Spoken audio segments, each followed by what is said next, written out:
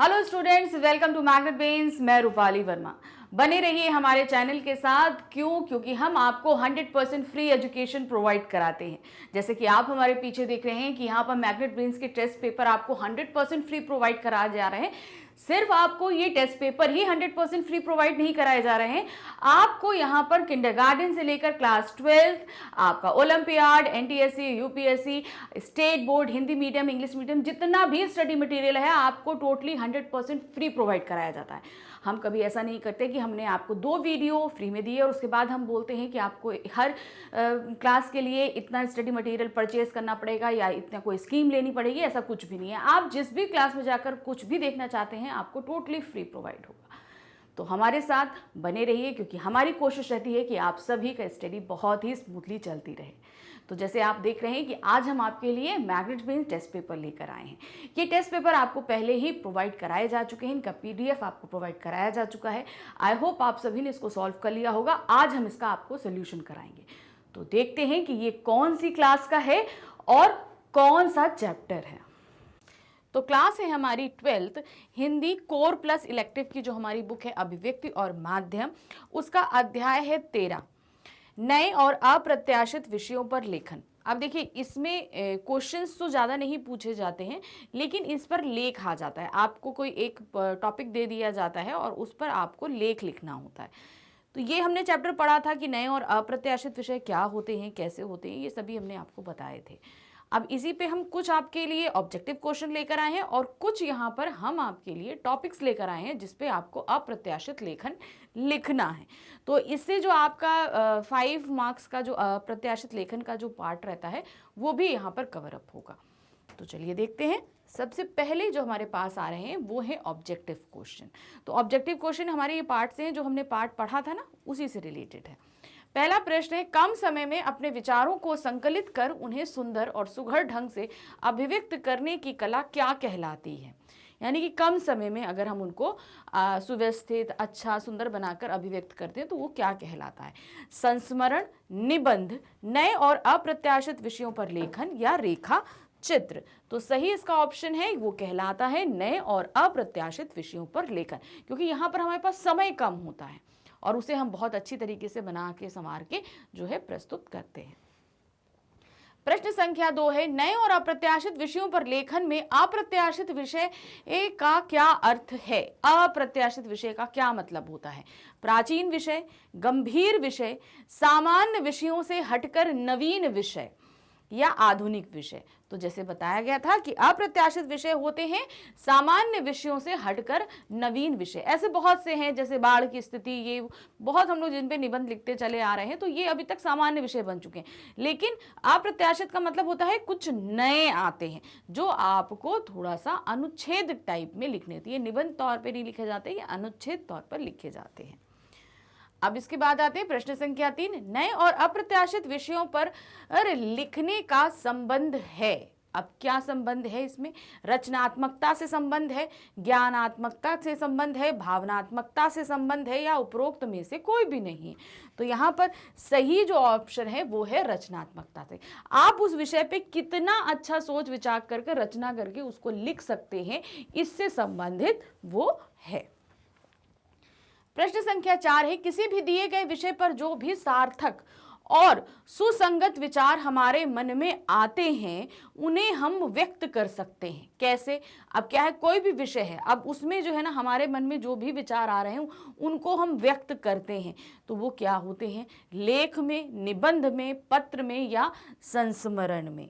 तो सही ऑप्शन हमारे पास क्या होगा, उसे हम लेख के तौर पर लिखते हैं। हमने अभी आपको बताया हम निबंध के तौर पर नहीं लिखते, हम उसे अनुच्छेद या लेख के तौर पर लिखते हैं। प्रश्न संख्या 5 है, निबंध या उसके चिर परिचित विषय लिखते समय किस कारण से कुछ नया लिखने, सोचने, समझने की जहमत नहीं उठानी पड़ती। अब क्या है, निबंध है, जैसे हमने बताया अभी निबंध तो हम लोग बहुत बचपन से लिखते चले आते हैं, और चिर परिचित विषय हो, मतलब जो हमारे जाने पहचाने विषय हों वो उन पर अगर हम लिखते समय किस कारण से कुछ नया लिखने, सोचने और समझने की कोशिश नहीं करते, मतलब इन सब पे हम कुछ नया लिखने का सोचना ही नहीं चाहते हैं। कारण क्या है? तैयार की गई सामग्री की प्रचुर मात्रा में उपलब्ध होना, यानी कि ये जो चिर परिचित विषय होते हैं इनमें ऑलरेडी पहले से बहुत ही मात्रा में सामग्री हमारे पास जो है उपलब्ध होती है, इसलिए हम कुछ नया नहीं सोचना चाहते। सामग्री पर निर्भरता होती है और हमारे पास क्या होता है, हम उस सामग्री पर निर्भर हो जाते हैं। का और खा दोनों, निबंध की आवश्यकता ना होना। तो सही ऑप्शन क्या है हमारा? गा। का और खा दोनों सही है, क्योंकि पहले से उस टॉपिक पे इतनी सारी सामग्री होती है कि हम कुछ नहीं सोचना चाहते, और साथ ही हम क्या है, जब ऑलरेडी उपलब्ध है तो हम क्यों इतना सोचे विचारें, इतना झंझट करें। जो है भाई हम उसी को पढ़ लेते हैं और उसी में से बना के तोड़ मोड़ के हम लिख देंगे। सिंपल, इसलिए ऐसा होता है। प्रश्न संख्या 6 है, मौलिक प्रयास एवं अभ्यास को बाधित करने वाली निर्भरता व्यक्ति के अंदर किस क्षमता को विकसित नहीं होने देती? क्या है, ध्यान से देखिए। मौलिक प्रयास यानी कि जो हम कोशिश करते हैं, और अभ्यास को बाधित करना यानी कि प्रैक्टिस को जो हम नहीं करते हैं, जो चीज़ें हमारे अंदर जो होती है, नई चीज़ करने की जो उमंग है और जो अभ्यास है, जब ये करने वाली निर्भर व्यक्ति अपने अंदर किस क्षमता को विकसित नहीं होने देता, मतलब हम कुछ नया नहीं सोचे, हमारे पास जो है हम वही करते रहेंगे, उसी से हम संपन्न हैं, हम कुछ नया नहीं करेंगे और ना ही हम उसमें प्रैक्टिस करेंगे। तो हमारी किस क्षमता को वो बाधित करता है? क्या चीज़? मौखिक अभिव्यक्ति की, लिखित अभिव्यक्ति की, चिंतन अभिव्यक्ति की, या स्मरण अभिव्यक्ति? कौन सी ऐसी अभिव्यक्ति है जिसको ये आदतें बाधित कर देती हैं? वो है लिखित अभिव्यक्ति की। क्यों? क्योंकि हम तो जो है ना नया करने की सोच ही नहीं रहे हैं और ना हम अभ्यास करना चाहते हैं। तो इस कंडीशन में हमारे लिखने की जो प्रैक्टिस की जो हमारी आदत है वो बनेगी ही नहीं। लिखने की आदत जब हम लिखेंगे नहीं तो हम रचनात्मकता तौर पर उसको, हमारी जो आदत है वो छूटती चली जाएगी। प्रश्न संख्या 7 है, मौलिक अधिकारों में से एक अभिव्यक्ति के अधिकार का पूरा पूरा उपयोग करने की सामर्थ्य किससे मिलेगी? मतलब हमारे मौलिक अधिकार जो हैं उनमें एक है अभिव्यक्ति का अधिकार। अब ये अधिकार को हम अगर पूरा उपयोग करने की जो सामर्थ्य होती है, हमें ये किससे मिलती है, कहाँ पर मिलेगी? नए तरह के विषयों पर लिखने से, यानी कि हम अगर हमारे अंदर कोई चीज़ है, हम उसको अभिव्यक्त करने, हमारा ये अधिकार है, मौलिक अधिकार है, तो अब हम इसको अगर व्यक्त करना चाहते हैं तो ये हम कैसे व्यक्त कर पाएंगे? इसमें किस चीज़ की सहायता लेंगे? अधिकारों का प्रयोग करने से, मौलिक अधिकारों के प्रति जागरूक रहने से, मन के विचार अभिव्यक्त करने। तो सही ऑप्शन है कि नए तरह के विषयों पर लिखने से। जब हम नए नए तरह के विषयों को लिखेंगे तब हम इस मौलिक अधिकार का पूरा तरीके से उपयोग कर पाएंगे। प्रश्न संख्या 8 है, अप्रत्याशित विषयों पर लिखते समय सर्वप्रथम क्या करना चाहिए? जब हम अप्रत्याशित विषयों पर लेखन कार्य शुरू करते हैं तो हमें सर्वप्रथम क्या करना पड़ता है? विषय के बारे में सोच विचार, बिना सोच विचार के लिखना, शिक्षक की सहायता लेना, या माता पिता की सहायता लेना? तो सही इसका ऑप्शन होगा कि विषय के बारे में पहले हम सोच विचार कर लें। जो भी टॉपिक है पहले हम उस बारे में 5 मिनट इत्मीनान से बैठकर अच्छे से सोच लें और फिर उसको हम लिखना शुरू करें, तो हम सही तरीके से उसको लिख पाएंगे। प्रश्न संख्या 9 है, किसी ज्वलंत सामाजिक सांस्कृतिक प्रश्न पर लिखते समय किस पद्धति का अनुसरण किया जाता है? कोई भी ऐसी कोई पद्धति हो जो मतलब बहुत ही ज़्यादा सेंसिटिव मैटर्स जिन्हें हम बोलते हैं, अगर हमें इस पे लिखने को बोला जाए तो उस पर लिखते समय हमें किस पद्धति का अनुसरण करना चाहिए, मतलब कौन सा फॉर्मूला हमें अपनाना चाहिए? तथ्य और उसका विश्लेषण प्रस्तुत करना हमें करना चाहिए, मतलब जो तथ्य है हमें वो प्रस्तुत करना है और फिर उसका विश्लेषण करना है। मन की स्मृतियों को क्रमबद्ध करना, मेरे मन में अगर उस चीज़ को लेकर कोई स्मृति है, कोई याद है, तो उसे हम क्रमबद्ध तरीके से लिखेंगे। घटना का अवलोकन करना, अगर उससे कोई संबंधित घटना है तो हम उसका अवलोकन करेंगे। गुण अवगुण पर तर्कपूर्ण विचार करना, और उस मैटर पर हम उसके गुण और अवगुण पर तर्कपूर्ण विचार प्रस्तुत करेंगे। तो सही ऑप्शन क्या होता है कि तथ्य और उसका विश्लेषण प्रस्तुत करना, यानी कि जो भी एक सेंसिटिव मैटर है उस पे जो भी तथ्य हमारे पास में है, जो भी चीज़ें हमारे पता है हमको, वो करेंगे और उस पर हम विश्लेषण प्रस्तुत करेंगे। प्रश्न संख्या 10 है, किसी भी विषय पर एक व्यक्ति के जहन में सोचने की प्रवृत्ति किस तरह की होती है? यानी कि किसी भी विषय पर एक व्यक्ति अपने अपने मन में किस तरीके से सोचता है। कई तरीकों से सोच सकता है, एक तरीके से सोचता है, निश्चित तरीके से सोचता है, या इनमें से कोई नहीं। तो यहाँ पर क्या होता है, कोई भी एक व्यक्ति एक विषय पर कई तरीकों से विचार कर सकता है, पॉजिटिव भी नेगेटिव भी कर सकता है, अपने व्यूज हो सकते हैं, बाकी लोगों के व्यूज के अनुसार भी उनको सोच सकता है। प्रश्न संख्या 11 है, नए और अप्रत्याशित विषयों पर लेख लिखने के चरण कौन से हैं। अब इनमें जो स्टेप्स फॉलो करते हैं वो कौन कौन से हैं। मन में उभरने वाले विचारों को विस्तार देना, फिर आकर्षक सी शुरुआत करना, का और खा दोनों या उपरोक्त में से कोई नहीं। तो सही ऑप्शन है कि हमारा गा, का और कहा दोनों है। सबसे पहले जो विषय मन में जो विचार उभर रहे हैं उनका हम धीरे धीरे विस्तार करेंगे और एक आकर्षक सी शुरुआत देंगे अपने लेख को। प्रश्न संख्या 12 है, किसी भी तरह के लेखन का एक बुनियादी नियम है। जो हम लेखन है इसका बुनियादी नियम क्या है। तो बुनियादी नियम क्या है, सुसंबद्धता, शुद्धता, वस्तुनिष्ठता या इनमें से कोई नहीं। तो इसका बुनियादी निबंध जो होता है वो है सुसंबद्धता, यानी कि आप जो भी चीज लिख रहे हैं वो एक दूसरे से कनेक्टेड रहनी चाहिए। ऐसा नहीं हो आपने पहले पैरा में कुछ लिखा उसके बाद कुछ और आप पहुंच गए, कहीं और पहुंच गए। हर एक चीज में एक सुसंबद्धता या तारतम्यता होनी जरूरी होती है। तो यहाँ पे हमारे ऑब्जेक्टिव क्वेश्चन खत्म हुए। अब हमारे पास जो है सब्जेक्टिव यानी वस्तुपरक प्रश्न आ रहे हैं। लेकिन यहाँ जो वस्तुपरक प्रश्न आपको दिए गए हैं ये जिस तरीके से हमारे पेपर में पूछे जाते हैं कि हमको एक टॉपिक दे दिया जाता है उस पर लेख लिखना होता है, उसी पे हम इस तरीके से लेकर आए। तो क्या दिया है, कमरे में रखे टेलीविजन को देखकर बचपन की यादें ताजा हो जाती हैं। आपके द्वारा टेलीविजन पर देखे गए प्रथम धारावाहिक का वर्णन करते हुए एक लेख तैयार कीजिए। देखिए अब ये एक अप्रत्याशित विषय है जिस पे हमने कभी नहीं सोचा विचारा। तो हम टीवी को देखकर हमें याद आ रही है वो चीज़ हमें देनी है, और फिर हमने जो अपना पहला धारावाहिक देखा होगा हमको वो यहाँ पर लिखना है। तो उसी के हिसाब से अब आप सभी के धारावाहिक पहले पहले देखे अलग अलग होंगे, तो हमने जो देखा था हमने उस हिसाब से हमको जो याद पड़ता है कि हमने पहला देखा था हम वो लिखेंगे। तो यहाँ पर क्या है, पहला हमारा है तो टॉपिक की हमारा क्या हो गया, टेलीविजन। तो सबसे पहले पैरा में हम देख रहे हैं कि हमारी बचपन से यादें शुरू हो रही हैं। तो ध्यान दीजिएगा कि इसको हमें कैसे लिखना है क्योंकि टॉपिक्स तो अलग अलग तरीके के आते हैं। तो क्या है, टेलीविजन को देखते ही मेरे बचपन की यादें ताजा हो गई जब इसी टेलीविजन पर रामायण, महाभारत, चंद्रकांता, जंगल बुक, शक्तिमान आदि धारावाहिक आते थे। इस टेलीविजन में कई स्मृतियां एक साथ जुड़ी हुई हैं। मुझे याद आ रहा है मैंने जो सबसे पहला धारावाहिक टेलीविजन पर देखा था वह था शक्तिमान। बच्चों में बहुत लोकप्रिय इस धारावाहिक का जब प्रसारण होता था तो बाहर सड़कों पर शाहिदी कोई बच्चा खेलता हुआ नजर आता था। सभी बच्चे अपने अपने घरों में बैठकर शक्तिमान धारावाहिक को देखते थे।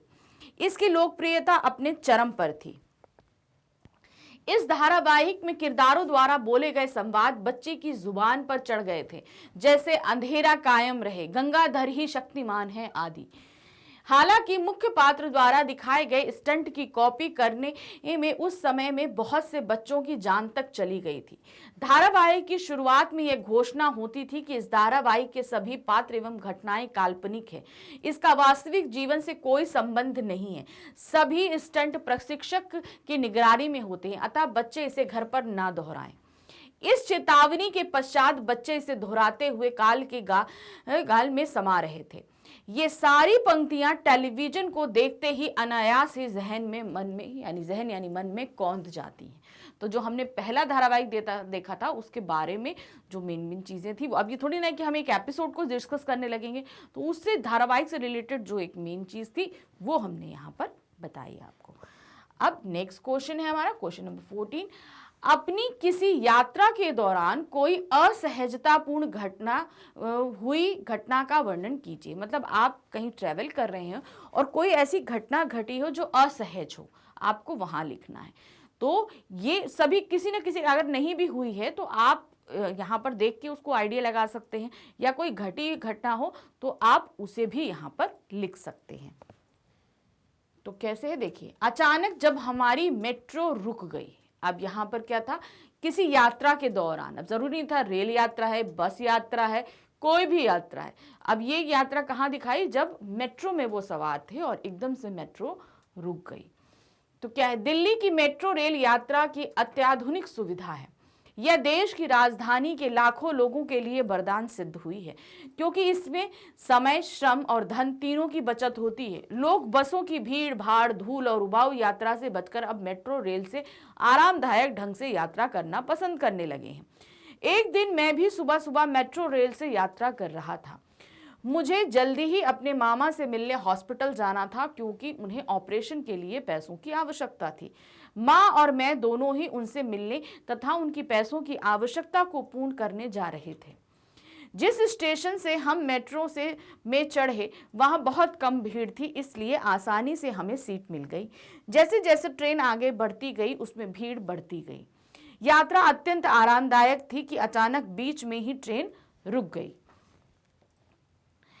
कुछ देर तक तो सभी यात्री सहज रहे, किंतु 15 मिनट से अधिक समय होने पर सभी चिंतित हो गए।